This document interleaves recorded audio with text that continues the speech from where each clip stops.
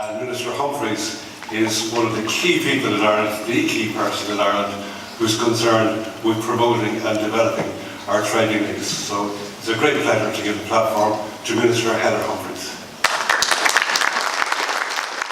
Well, good morning, ladies and gentlemen, and just to say thank you for the invitation to speak with you today. And I'd like to use this opportunity to outline some of the government's priority issues in relation to Asia, as well as developments in Ireland's relationship with Asia Pacific region, which could be more important in the changing global landscape.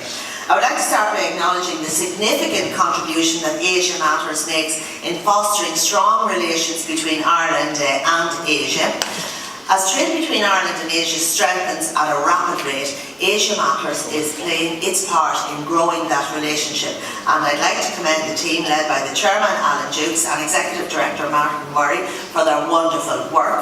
Ireland is one of the world's most open, export-based economies, and Asia is the highest growing market for imports globally. For this reason, countries in Asia are becoming increasingly important as a source of export growth for Ireland, especially in the context of Brexit. As Minister, I'm acutely aware of the need for Irish businesses to diversify their market base. And this has been our long-term goal, but it is and it will be of even greater strategic importance if the UK Parliament fails to accept the draft withdrawal agreement that has been negotiated between the EU and the UK. The Asian market has over 2 billion customers and a growing middle class. And 2 of the world's 3 largest economies, China and Japan, form the cornerstone of the Asian market, but emerging economies in the region are also driving global economic activity. By 2050, India and Indonesia are poised to be in the top 4 economies in the world. Furthermore, by 2025, Asia is likely to account for almost half of the world's output, while the continent is set to overtake the combined output of Europe and North America before 2030. So this really does represent an exciting opportunity for Irish companies which have the capability to engage and can offer world-class products and services. My department, through Enterprise Ireland, the Irish Government's Trade and Innovation Agency, are assisting the most innovative Irish companies in growing their business and connecting them to international customers across diverse industries. And I was delighted to lead a very successful trade mission to China, as Alan has mentioned, and to Hong Kong earlier this month, during which we announced deals worth in excess of €60 million between our engagement at the CIIE and the Hong Kong FinTech Week. For example, Irish Breeze signed a deal with JD.com to achieve a sales of €25 million for their water wipe products over the next 5 years. In addition, Solvatron Therapeutics and Shanghai Fosun Pharmaceuticals signed a distribution agreement in the Chinese market for Solvatron's active iron product for over €15 million per year over 3 years. And so, as you can see, Irish companies are successfully competing in the global stage in diverse areas, but further opportunities exist for our exporters in in areas like aviation, education, agri-tech, digital technologies and construction. And I got a very clear message when I attended the opening ceremony by the President Xi Jinping, when he clearly said, the doors of China are open. They will not be closing, they're only going to open further. So that was his strong message that came out of the import-expo that was organised by the Chinese government. So I do feel that there are loads of opportunities in the Asian market.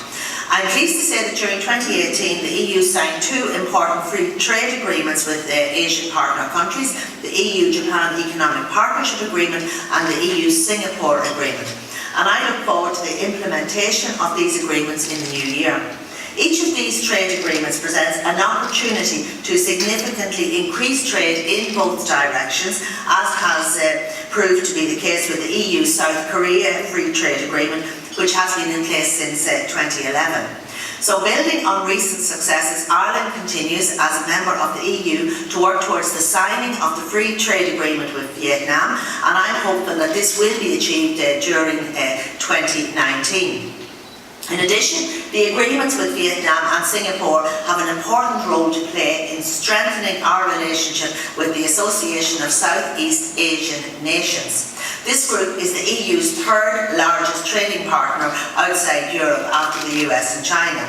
Negotiations with other members, including Indonesia, are also being progressed, and I do believe that our future trading relationship with the region really looks bright. Improvements in connectivity will be key to the realisation of these opportunities for Irish exporters, and I'm delighted to see the growing number of direct connections from Dublin Airport to our trading partners in Asia. Direct flights to Beijing and Hong Kong will help to foster the growing trade, tourism, education and cultural links between Ireland and the region.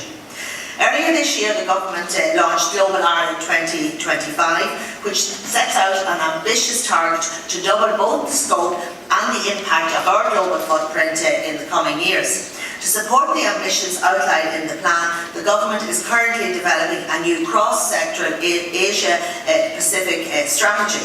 The new strategy will seek to further develop our political relationships, promote our culture and increase the people-to-people exchanges taking place in 2025.